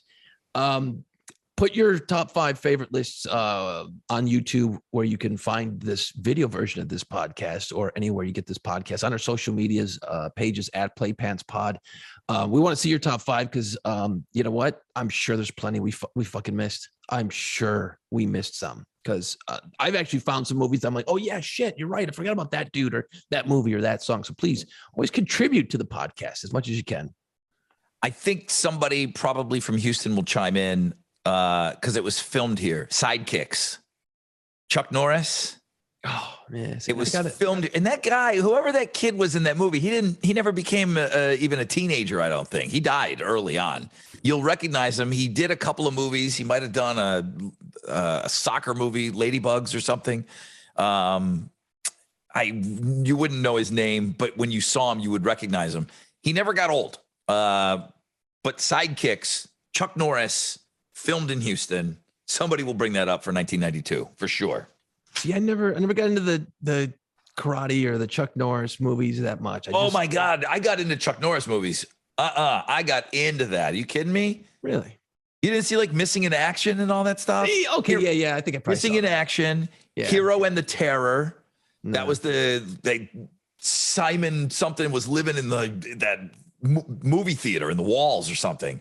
Oh my God. Yeah. No, Chuck Norris movies, they were big. They were big. Delta Force, was he in that? I think so. You see, that was never in my house. It was never talked about. I just for some reason, I never got into those. I don't know why. We were a big Chuck Norris house. I missed big. Missed the boat on that one for some reason. I have to go back and damn it, I'm not gonna watch those too. You know, Rod, this week you very well aware of it, the Rock and Roll Hall of Fame threw out some nominees that I looked at the list and I just threw it in the garbage. I went, okay, I'm done. I'm out. I'm punting. I'm out. I'm done. I mean, you're not getting me like right off of the list being released and all of that. So I'm calm. I don't know why. I don't want to expend a lot of energy on the Rock and Roll Hall of Fame. I don't know why I get upset. I don't know why I get upset. But if I'm looking at the list for the nominees, do we agree that the only slam dunk on here, it's not who you personally want in there. The slam dunk is Eminem, right? Yeah, he's in. He's in. He's gonna. I mean, he's playing the Super Bowl. Come on, this is all pre-thought out. Believe me, there's moving parts here. Think about it. Eminem is playing the Super Bowl this weekend, and then he's gonna go to the Rock and Roll. There's something. He's gonna drop a new album between now and the time he gets inducted. You watch. There is weird things at work with this situation. I promise you, they're always. But you're cool with him going in, right? At this point, I am. Years ago, I'd have been like, "What the fuck?" No, but now at this point, rap, it's in. We're done. The ship has sailed. Keep going. Just keep going. I'm fine. Now the other, I think a slam dunk, which she's never ever even been on the ballot before, and for some reason they just said, you know what? Because I think she paid for the vaccine. Dolly Parton. Yeah, that's a slam dunk. She's going in. There's nobody that doesn't appreciate Dolly Parton, which goes back to what I brought up when I cracked this whole thing open months ago. And I said, just go do it, get it over with, put Garth Brooks in there and start letting country folks in there. Yeah. Garth Brooks, get it over with. He should have been the first, but looking at it now, it's Dolly Parton, right? Like she's in. She's royalty. She's in. Yeah. I mean, where would anybody argue that country music shouldn't be in the Rock and Roll Hall of Fame then, if you put Dolly Parton in there? I know that she's done everything and she's written pop songs. She's written songs that have become great pop songs. She's a country music artist. Absolutely. I mean, 100%, right? Yes. Now, again, if you'd asked me 5 years ago, I'd have been like, what the fuck are they doing? No, never. But now you realize it's not just going to be the Rock and Roll Hall of Fame. It's the Music Hall of Fame, and it's all about the TV show. It's about the TV broadcast. And we've talked about this numerous times on this podcast, that they've got to vary it up. They got to get eyes on the TV, man. This is a show now. And again, museums in this, what is this going to be? 100 years from now, hopefully people are going to go to the Rock and Roll Hall of Fame. They're not going to give a shit if Iron Maiden went in before Judas Priest, or Judas Priest went in before the Foo Fighters, or however it went in.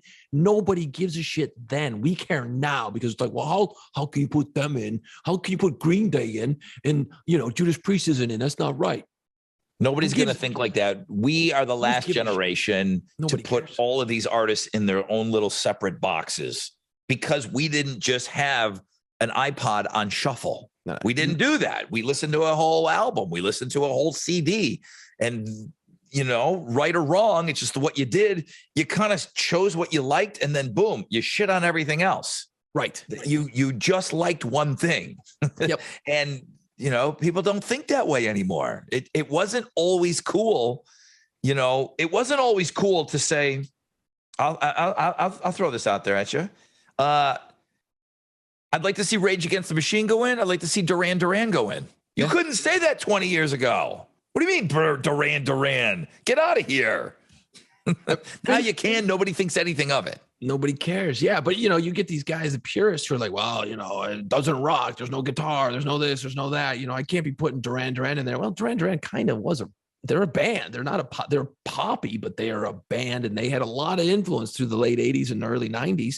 Big time. At the end of the day, it's a shame it's called the Rock and Roll Hall of Fame. Just the Music Hall of Fame does it, at this point. And then, it's not just the Hall of Fame. It is the TV production. It's all that shit that goes with it. If it was a true Hall of Fame, what they would have done is not had 5 or 6 people go in every year. Some years you put in 1 person, maybe. Some years you put in 3, because not everyone really is Hall of Fame worthy. I mean, we're going to look back in 10 years and go, well, why are they in? You know what I mean? There's going to be some bands you could probably look at now, go, what are they doing in there? I mean, I don't know. I don't know everybody off the top of my head, like everybody that's in there, but I'm trying to think, is there somebody in there that you're just like, again, if it's going to be some blues singer that I didn't really know, I don't know. I mean, I'm not a musicologist, so I don't always know the impact that somebody had, so I'm just trying to think if somebody got in that I just went like, what the hell? Craft work. It's not my thing, but were they influential? I don't know. Trent Reznor said that they belonged in there.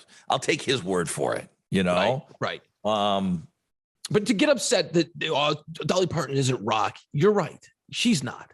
I'm not sitting around cranking Dolly Parton records, but I do appreciate what she did for country, obviously, and everything else at this point. She's touched everybody. Everyone looks at her as a goddess at this point. Does she belong in the Rock and Roll Hall of Fame? Because she's got to be in every other songwriter. She's got to be in every Hall of Fame out there, including the Titty and Wig Hall of Fame. Totally. But you go to Cleveland, right, if you ever do, and they want to get tickets sold. Hey, if I've got, me and, my kid, let's go see, I want to see Van Halen. I want to see the Foo Fighters. I want to see Green Day. I want to see, this, and I'm going to go and want to see these Jimi Hendrix and the Doors and all those bands. That's going to be awesome. But then I might be in a group and someone's going to be like, wait a minute, Dolly Parton's, and I want to go see that, So they're just trying to sell tickets, and they're putting asses in seats. At the end of the day, it's the Music Hall of Fame. And the argument where, well, that's not rock. That ship has sailed.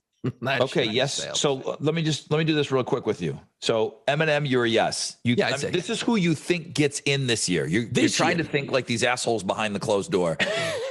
Eminem. Yeah, he's he's in. Dolly Parton. She's in. That's 2. Duran Duran. This is her first year, right? Have they been on before? I don't think they've been recognized before. I don't remember. Yeah, they've been eligible for a long ass time. Oh yeah. They're way past their 25 years of their first release. Yeah, you know what? Just because they're gonna want to shuffle the deck for a good TV show, Duran Duran fits that pop, that chick quotient. You know what I mean? Like I think Duran Duran could go in. I think they go in too. And the only other one that I think is a slam dunk is Pat Benatar. It's a shame. It actually kind of blows my mind that she's not in there, to be honest with you. I would have put her in there before Joan Jett. I really would have. Yeah.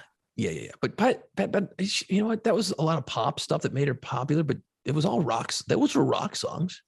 I mean, her Hell is for Children's a great song. Awesome song. Great song. She's got a couple great rock songs. Great rock songs.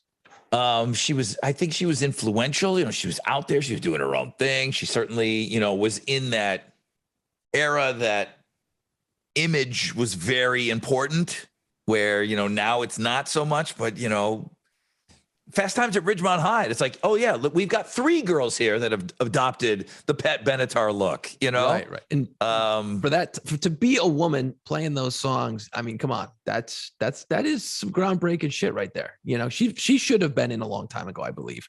I think so too. I really do. Those are my 4 that I think. Now, would I like to see Rage Against the Machine go in? I think they're going to get in, maybe not this year, but they're going to get in because Tom's back there. He's involved.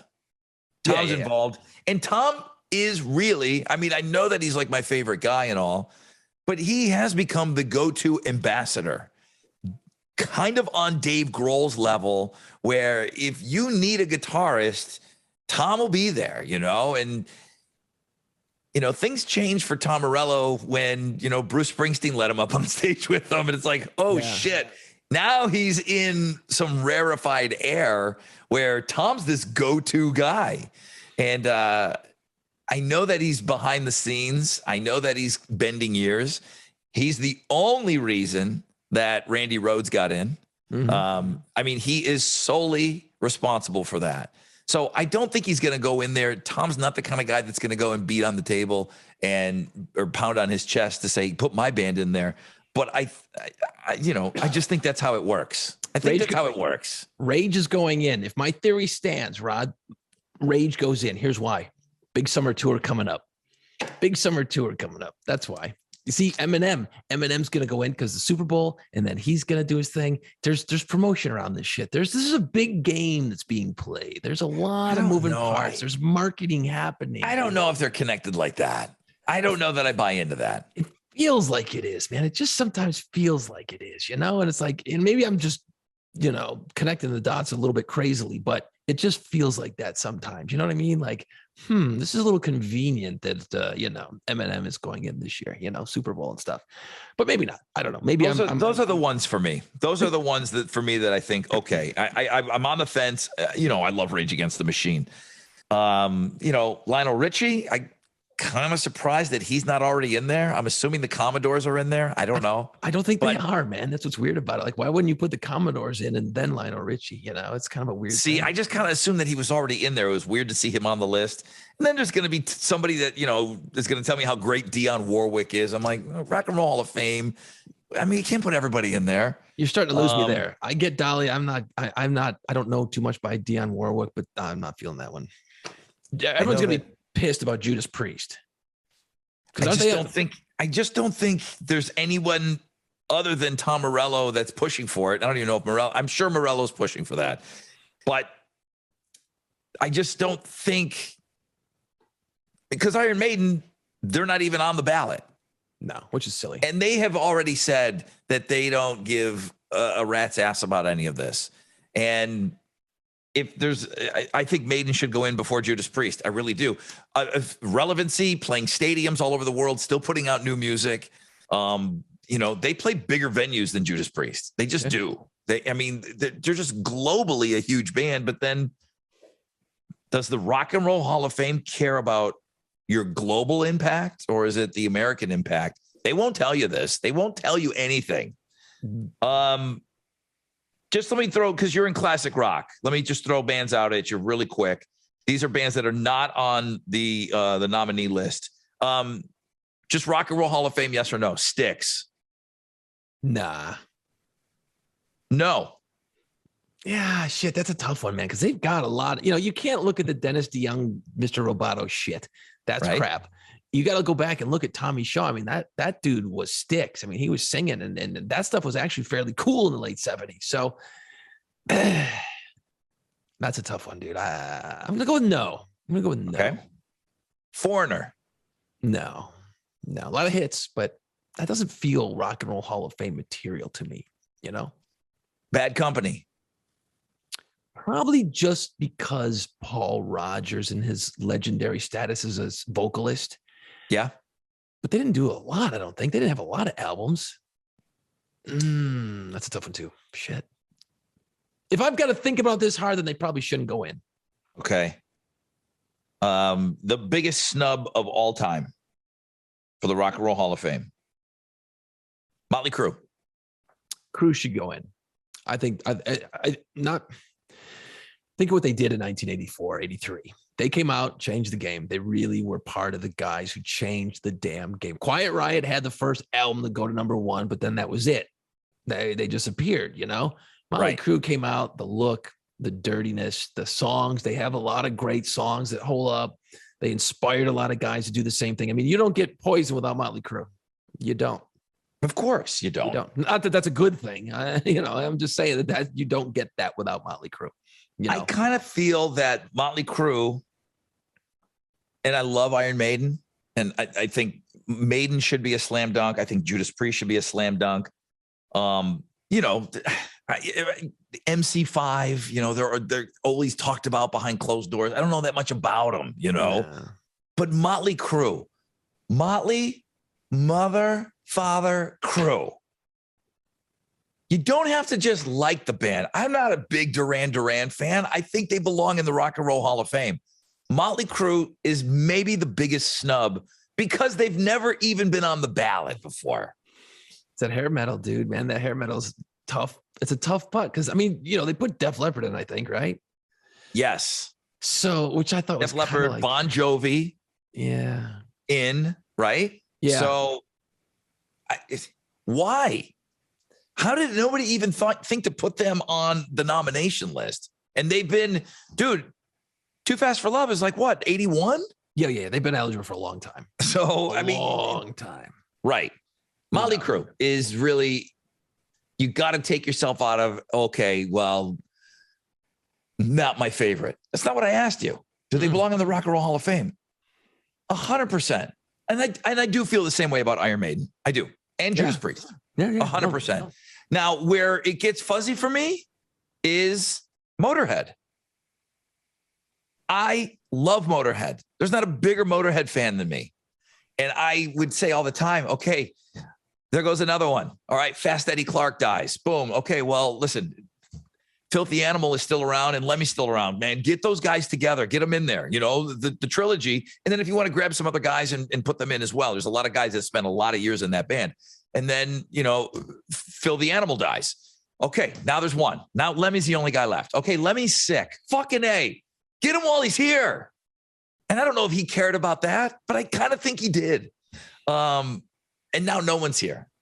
Right. There's a couple of guys that played in the band for a long time that aren't around. Motorhead, Rock and Roll Hall of Fame band. I think their influence is far reaching, and influence is a big deal. Yes. You certainly can't look at like album sales and shit, but I don't think they look at that technically. No. Well, I mean, you look at everything, but it's that influence on the culture of what they look at, you don't get more rock than Motorhead. It just from a pure, raw, dirty, nasty, leathery look. I mean, you want to define rock and roll. You look at Motorhead and go, yeah, that. There's no doubt in my mind that's rock and roll. Right. Motorhead should be in. I am shocked they aren't already when you think about it. I don't think they've ever been on the nomination. I don't think they've ever been nominated. I mean, the Rock and Roll Hall of Fame kind of does hate rock. I mean, it's pretty obvious. So there's nothing else that I look at this and I'm like, okay, this person, Beck is eligible. Beck is 25 years, but yeah, Beck. I get it. It's not Rock and Roll Hall of Fame to me. It's number one. He's not my favorite guy. Did he do some innovative things? Absolutely. But is it Rock and Roll Hall of Fame? It's got to be the Hall of Fame. You can't put everybody in there. Right. Yeah, the Beck was interesting. At first I was like, okay, I get it. He came out and was, Loser was such a weird, different sound and song when it came out. And then he followed it up with, a couple other great songs. I'm like, okay. And he's influenced a shit ton of people. Rock and Roll Hall of Fame, I was kind of like, oh, okay. I mean, I'm going to cheer a little Gen X for that one, of course, but it doesn't, I don't know. I mean, I did some research and I'm like, we're going to a place where, Taylor Swift is eligible in 2032. Just throwing it out there. Dolly's in. Taylor's going to go in, dude. Adele's going in. Beyonce's going in. It's just going to be that way. It's what it's going to end up being. Okay. So Britney Spears. She was very influential. Yes, she's in. If She's fucking Madonna. in. Madonna's in. Then Britney's got to be. I mean, I don't know that you just handed over to Christina, but Britney was a movement, man. I mean, Britney was just.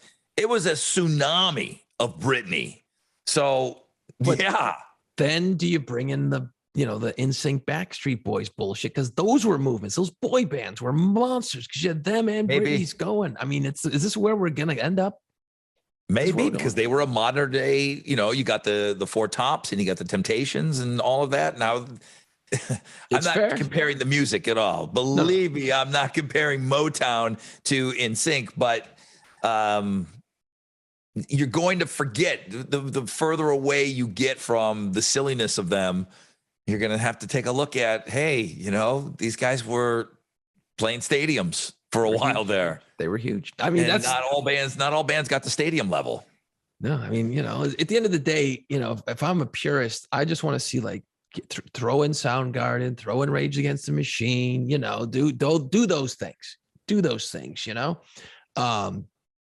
Does down the road, because this is where you start to see 10, 15 years down the road, you start seeing these like Randy Rhoads going in. Okay. Deservedly so. He went in just as Randy Rhoads. Does Chris Cornell go in? Yeah, see, that's a tough one because he was an Audio Slave, so that's a band. So it's not really a solo thing. So he'll go with Soundgarden, I think, at some point. Soundgarden. But you mentioned Paul Rogers, okay? I mean, Free was a really big band. Free was huge, but so he was in that band, and then he put out solo stuff, and then he did Bad Company. So if maybe everything isn't deserving, do you recognize that dude? Right. See, that jumped around. He would be a guy that would be deserving in that. Paul Rogers, Chris Cornell, yeah. Can you single them out? If they did other things, it's like, okay, let's weigh everything that they've done. Audio Slave is not a Rock and Roll Hall of Fame band. They just didn't do it. They weren't around long enough, but it goes on Chris's resume and it goes on Tom Morello's resume. And that was my ultimate question was you got Rage Against the Machine, you got Audio Slave, and he's doing a bunch of crazy shit these days. He didn't record with Bruce Springsteen, did he? Or was it just the live shows? No, he just goes out and jams with them. Right. So, I mean, you look down the road, is Tom Morello a guy that kind of goes in 10, 15 years from now as a solo guy? 100%. 100%. If he doesn't get in on his own merits, because Ozzy was a solo performer. Even though Ozzy needed all of those people around him, he needed these amazing musicians and the songwriting and everything. Right. But Ozzy was a solo artist. So Ozzy goes in. And I don't think he doesn't bring, the 15 guitar players that he used over the years. No, I don't think he does. So yeah, maybe there's space for Morello down the road that he goes in because he bounced around a little bit. I don't know. Those are the things I'm looking at because, you start peeling this thing apart and this dumb Rock and Roll Hall of Fame debate. Just, at this point, I don't even want to entertain the whole, it's not a rock band. That ship is so sailed at this point. This is the calmest I've ever talked about this, just so you know. I mean, normally I'm fucking foaming at the mouth and they beat me down. I mean, listen, Kiss was eligible, I think, for 10 years by the time maybe longer. Because, you got to go back. Kiss was 70s. Right. So, yeah, I think Kiss was eligible at least 15 years before they got in. I mean, come on. I get it. Okay. Whatever those tight asses are doing behind that door and the guy in his Kraftwerk t-shirt, I know he doesn't like Kiss, but you can't tell me that they didn't deserve to go in right away for what they did. And it was just silly. It's like you feel like there's the most pretentious assholes in the whole world.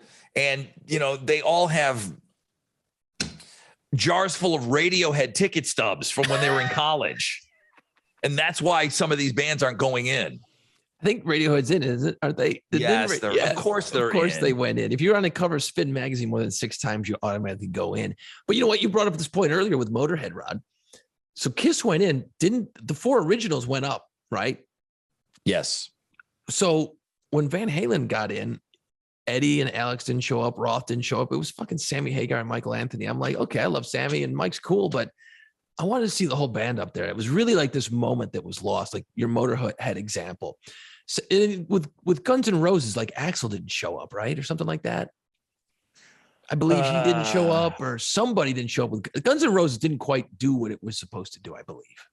I don't remember exactly. Axl was there. No, I don't remember. But you know what? Don't do that. That's just awful. Like, I mean, when Nirvana went in, Kurt wasn't available. Right, So kind of dead. Yeah, that was the first time those guys played together, and they put in different female lead singers, which was great. Kind of cool. But like when Van Halen did what they did, I was just like, come on, this was the one time you just fucking eat shit, go up there for an hour, shake hands. Hey, look what we did. And then go and hate each other afterwards. You know, like Kiss didn't play, they stood on stage together. But I mean, I wanted to see Gene and Ace on stage. I wanted to see Peter Criss, and they wouldn't do it. They just wouldn't. It's like, come on. I would have been happy to see, Eddie, Dave, Sam, the whole Van Halen situation, just standing there in the house would have just fucking exploded. You didn't need him to play. It would have been great. Eddie didn't give a shit about that. And Alex was never going to do anything that Eddie didn't want him to do. It just was such a missed opportunity. It's like the Motorhead thing. It's like they couldn't do it because they never had the chance. But like this was a chance. You had those opportunities. Like, God damn, that would have been so badass, But if Motorhead goes in, Dave Grohl inducts him. There's just not even somebody else, like maybe this guy or maybe this guy. Dave Grohl will induct them, and then he'll walk over there and then he'll play Motorhead songs. Yeah. It'll be, Dave is just, again, like we talked about, Morello, they're these ambassadors now, and you want them showing up. You want them at these things, because you want he's our Bruce Springsteen. These are our Bruce Springsteen guys now, that show up every year and do those all-star jams. Those are our guys now. It's not Bob Dylan and Creedence Clearwater guys. It's our guys that are up there. Thank God, because I don't want to sit there and listen to Bob Dylan. I have no interest in that shit. And he's going on tour, and I'm like, wow, okay, I guess that's fine if you're a Dylan fan, but no thanks. I'm staying a mile away from that. Rod, any final thoughts? I do have a final thought. It came to me this week. I'm always looking to put a little division between people, and I have just realized that now it's as easy as this. There are 2 types of people on the planet. There's 2. There's the people that get ice out of their freezer and drop an ice cube and fucking kick it under the freezer. And then there's the other people that bend down, pick it up, and throw it in the sink. Yeah. No, I'm with you. What kind of animal are you that you just think that an ice cube, nothing's going to happen? You just kick it under the refrigerator and it just does its thing. Don't you think it's doing something? Hardwood floors, ever heard of them? I get it. Tile, maybe it's a little bit easier to do that. Hardwood floors, people are doing this. Now, I heard from renters who don't give a shit what's going on underneath that underneath that refrigerator. But I also heard from homeowners. Ice cube, kick. I got no time for you. Okay? You're worse than the person that doesn't return the cart. It used to be you either return the cart or you don't. The ice cube kickers are the worst. That's it. Worst human beings ever. See, I don't know if people realize that they don't stay frozen under there. They melt. You know what I mean? They melt. It is a microcosm of somebody living in their bubble, and it's just going to be someone else's problem someday. I'm telling you, it's a silly little thing. It really does divide the world. It's I've got a 13-year-old boy, plays a lot of soccer. We do a lot of filling of jugs of ice and water to go to the tournaments and stuff. And you know what? I'll tell you right now, he's neither. There is 3 people. They're the people who don't give a shit and leave that ice cube sitting where it landed and lets it melt. Don't even kick it. Just leave it on the floor. Doesn't have the common decency to at least kick it under the fridge. He'll just let it sit there and melt until Papa comes by and mops that shit up. So there's kind of 3. Monsters. Pick it up. You drop something, pick it up. That ice cube. Then you're going to move that. Eventually, you're going to move that refrigerator, right? And I get it. Renters were very vocal on this. And they just said, I don't give a shit. I'm renting this place. I don't own it. I don't care. That's a pretty good statement, though, on society, because you know what? Have some respect. I get it. You're renting. You don't care. You should have a little respect. Try and take care of the place a little bit. I mean, someone had to pay for it. Someone's taking care of it. So, don't be a dick. As a guy that rents a place, right? I can only hope that I don't have an ice cube kicker living in my place in New Orleans. I don't know him. I don't know. But you're a piece of shit if you're kicking the ice cube underneath the refrigerator. Well, that's it. I hate to end on such a harsh thing. It's a little bit of a downer, I will say, but I got a solution, Rod. I'm always a guy who's looking for the positive. From now on, what you want to do is on your application, are you an ice cube kicker or are you an ice cube picker? And you'll know right then. You know whether to rent to that person or not. That should be on a job application right now. That's a great job interview question. No, because it's just like acting on your best behavior on a first date. No one's going to admit to that. You have to find out. You have to find out for yourself. But how are you going to find out? How often you move in your fridge? You don't. This is why when you do find out this about somebody, you're like, God damn, they've been doing this their whole lives. And probably at your house at some point. Oh, yeah. Ooh, hardwood floors. Hardwood floors. Ice cube just sitting there. Jason, any final thoughts? Sorry, I'm such a downer. I got, that's a tough one to follow. I got to be honest. I'm trying to think. Yeah, ice cube kicking bitch. No, I will pick it up. I bet you in my younger days, I probably kicked that son of a bitch. I'm sure I did. I'm pretty positive I probably kicked it, but older guy, a little more respect. I pick it up. That's what I do. Mardi Gras starting to kick in here around New Orleans, man. We got the Crew de Vue is a walking parade this weekend, and then next weekend we got that first weekend of all the real parades, and then of course the weekend after that it's Mardi Gras. So if you're thinking of coming to New Orleans this next couple of weeks, bring it because it's gonna get wild up in here. It's gonna get wild up in New Orleans, man. So that's it. That's all I got. I got no final thoughts. I'm gonna have to go watch some movies now. That's for sure. And dude, go Bengals. You know what I mean? Go Bengals. I'm rooting for the small town, the underdog. Go Bengals this Sunday. I kind of am now. I'm all over the Bengals for sure. It's not even a question. I'm all over the Bengals. That first weekend, I'm going to be here. I'm going to be down at Mardi Gras Galveston, and I just did an interview today. And he was cool as shit. It's been forever since I spoke with him. Brad Arnold, the lead singer of Three Doors Down. Great guy. Dude, it's one of those that you don't have a whole lot of expectations. I always remember those guys being very cool. They were never like druggy.